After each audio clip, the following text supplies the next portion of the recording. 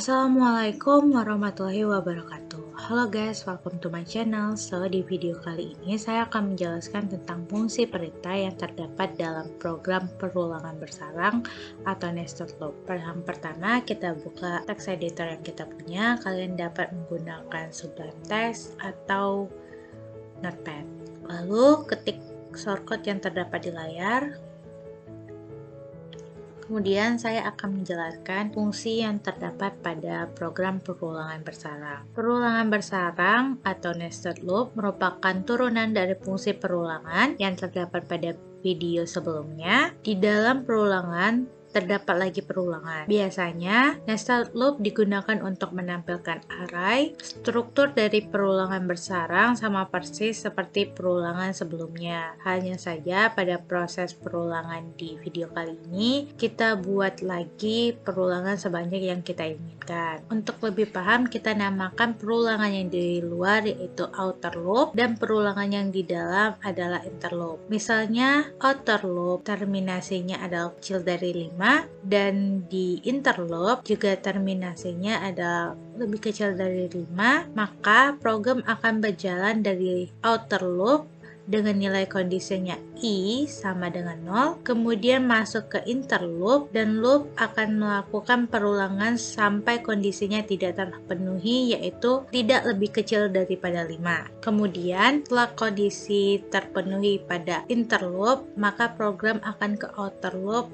dan terjadi iterasi, yaitu penambahan nilai di mana nilai variabel i dari 0 menjadi 1. Setelah variabel i menjadi 1, kemudian dicek kondisi melalui terminasi i lebih kecil dari 5 terpenuhi, maka masuk lagi ke inner loop sampai kondisi tidak terpenuhi lagi, begitu seterusnya sampai outer loop juga tidak terpenuhi lagi kondisinya. Seperti yang saya jelaskan di video sebelumnya, secara umum struktur perulangan terdiri atas bagian inisialisasi yang merupakan tahap persiapan membuat kondisi awal sebelum melakukan pengulangan. Misalnya mengisi variabel dengan nilai awal, tahap ini dilakukan sebelum memasuki bagian pengulangan. Proses yang merupakan terjadinya bagian pengulangan di mana berisi semua proses yang perlu dilakukan secara berulang-ulang. Iterasi sendiri terjadi di dalam pengulangan di mana merupakan kondisi pertambahan agar pengulangan dapat terus berjalan. Lalu ada terminasi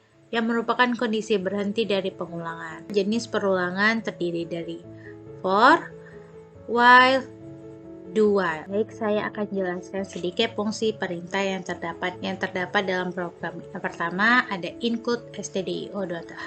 Include berfungsi untuk memasukkan sebuah file khusus yang memungkinkan kita mengakses berbagai fitur tambahan dalam bahasa C, yaitu file khususnya adalah stdio.h yang merupakan library dalam bahasa pemrograman C yang digunakan untuk input maupun output. Lalu ada itmain yang merupakan fungsi utama yang harus ada di setiap program C. Itmain sendiri memiliki sifat nilai balikan. Untuk struktur program perulangan, kemudian kita masuk ke kurung kurawal yaitu sebagai pembuka. Kemudian kita akan masuk ke struktur for. Struktur for sendiri terdiri dari inisialisasi, terminasi, iterasi, kemudian proses. Begitu juga dengan nested loop di mana dimulai dari outer loopnya, dimulai dari inisialisasi, terminasi, iterasi.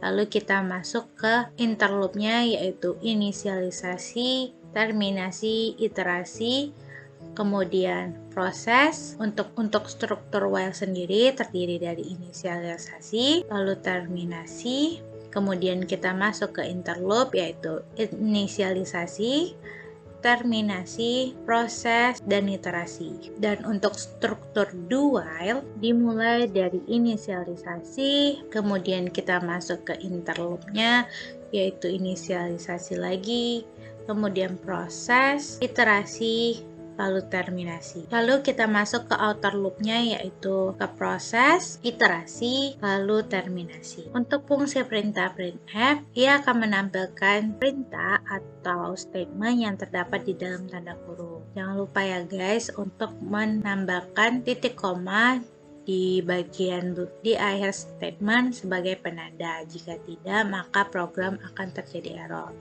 Lalu ada return 0 untuk memberitahukan bahwa kode telah selesai dieksekusi dan kembali ke keadaan kosong atau 0 dan ditutup oleh tanda kurung Kurowa. Kita save.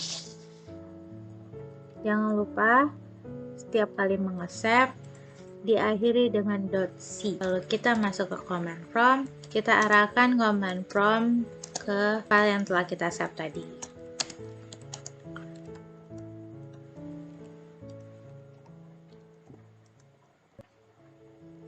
Jika sudah seperti ini, maka program perulangan bersarang berhasil. Sekian penjelasan dari saya. Wassalamualaikum warahmatullahi wabarakatuh.